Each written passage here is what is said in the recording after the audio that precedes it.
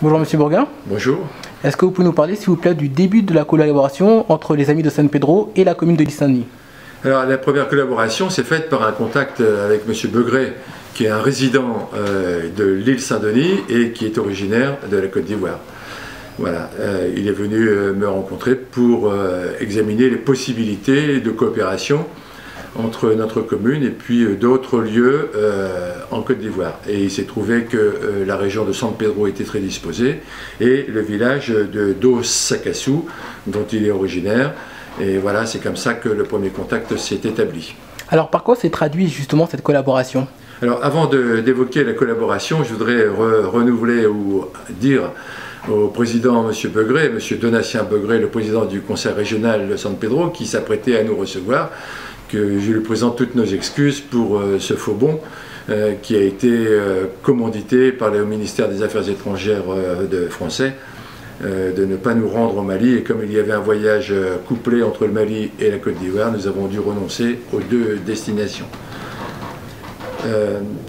Les modalités comment dirais-je, de notre coopération décentralisée, elles sont assez particulières. Nous avons ici sur notre commune 85 nationalités, donc nous sommes naturellement ouverts sur l'ensemble de la planète. Voilà. Quand M. Begré est venu me voir, nous avons rapidement fait état, par exemple, d'une coopération que nous avons avec un village au Mali, dans la région de Kayes, c'est le village de Sangafara. Et nous avons mis en place cette coopération sur la base de la mobilisation de la diaspora malienne qui habitait à l'île Saint-Denis. Donc de suite, j'ai mis en contact M. Begré et M. Diarra, de sorte qu'il y a un transfert d'expérience et de connaissances.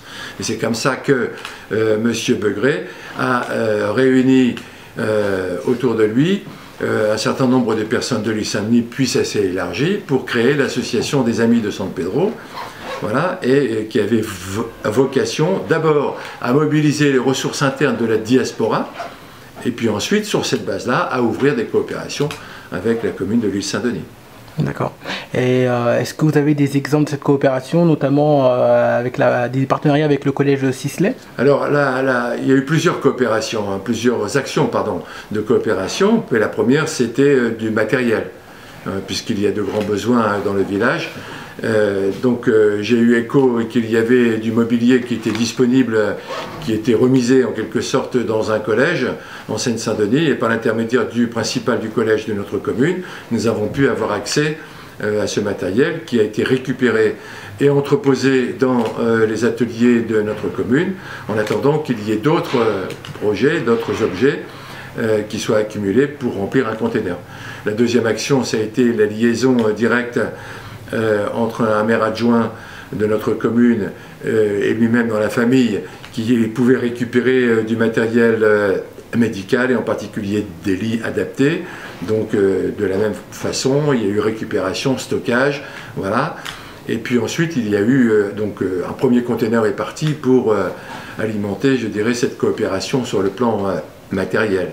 Ensuite, il y a eu approfondissement de la coopération, puisque un film a été tourné sur les richesses, et en particulier la richesse du cacao et de l'EVA dans la région de San Pedro, qui a été diffusé dans les collèges de façon à sensibiliser nos collégiens à toute cette problématique. Et c'est sur cette base-là qu'on a pu s'élargir le cercle des amis, voilà, et puis les amis eux-mêmes, l'association a pris des initiatives pour organiser par exemple sur notre commune une grande soirée culturelle pour récolter de l'argent, d'autres initiatives, des marchés ivoiriens et autres qui ont attiré la sympathie de nos concitoyens et qui ont permis d'une part de mieux connaître la situation en Côte d'Ivoire, et puis d'autre part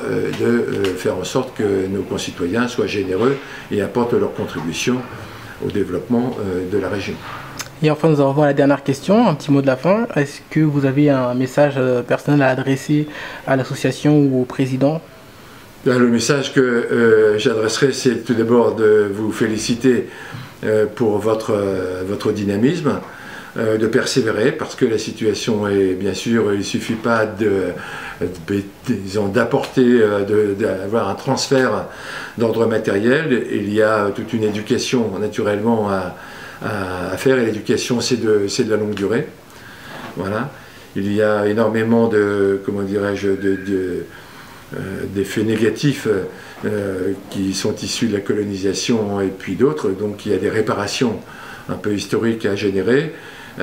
Ça va prendre du temps. Nous sommes persévérants. Ça fait que 15 ans que nous sommes aux responsabilités communales.